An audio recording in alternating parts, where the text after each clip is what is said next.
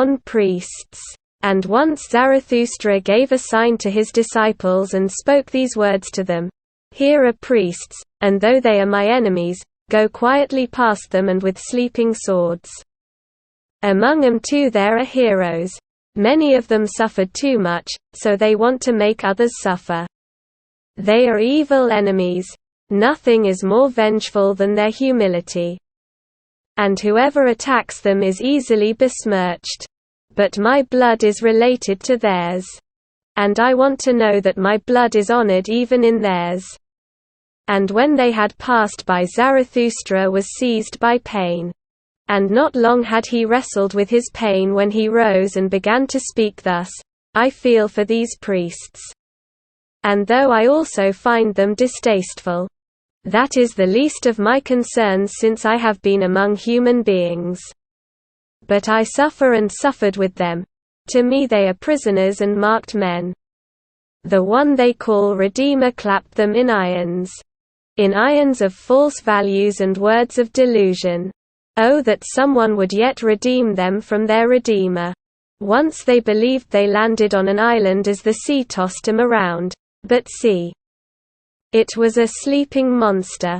False values and words of delusion. These are the worst monsters for mortals. Long does doom sleep and wait in them. But at last it comes and wakes and devours and gulps whatever built itself huts upon it. Oh, look at these huts that the priests built themselves. Churches they call their sweet-smelling caves. Oh, how repulsive is this falsified light, this stale air. Here, where the soul to its height is denied flight. Instead their faith commands, up the stairs on your knees, you sinners. Indeed, I would rather see the shameless than the rolled-back eyes of their shame and devotion. Who created such caves and stairs of penitence? Were they not those who wanted to hide and were ashamed beneath the pure sky? And only when the pure sky peeks again through broken ceilings and down upon grass and red poppy and broken walls, only then will I turn my heart again to the sights of this God. They called God what contradicted and hurt him, and truly, there was much heroics in their adoration. And they knew no other way to love their God than to nail the human being to a cross. They intended to live as corpses, they decked out their corpse in black. From their speeches I still smell the rotten spice of death chambers. And whoever lives near them lives near black ponds, out of which the toad sings its song with sweet melancholy. Better songs they will have to sing for me before I learn to believe in their Redeemer. More redeemed his disciples would have to look. I would like to see them naked, for beauty alone should preach penitence. But who is persuaded anyway by this masked gloom? Indeed, their Redeemers themselves did not come from freedom and the freedom of seventh heaven. Indeed, they themselves never walked on the carpets of knowledge.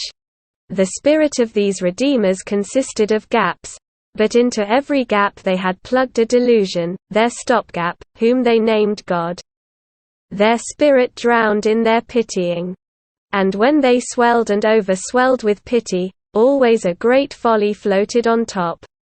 Zealously and with shouting they drove their herd along their path, as if there were only one path to the future. Indeed, these shepherds, too, still belonged among the sheep. Small spirits and roomy souls these shepherds had, but my brothers, what small countries even the roomiest souls have been so far. Blood signs they wrote along the way that they walked, and their folly taught that one proves the truth with blood. But blood is the worst witness of truth. Blood poisons even the purest teaching into delusion and hatred of the heart. And if someone goes through fire for his teaching, what does this prove? Indeed, it means more when one's own teaching comes out of one's own fire. A sultry heart and a cold head, where these come together the howling wind originates, the Redeemer. There have been greater ones. To be sure, and higher born than those whom the people call redeemers, these sweeping howling winds. And you must be redeemed even from those greater than all redeemers, my brothers. If you want to find your way to freedom. Never yet has there been an overman. Naked I saw both, the greatest and the smallest human being, all too similar they are to one another. Truly. Even the greatest I found, all too human. Thus spoke Zarathustra.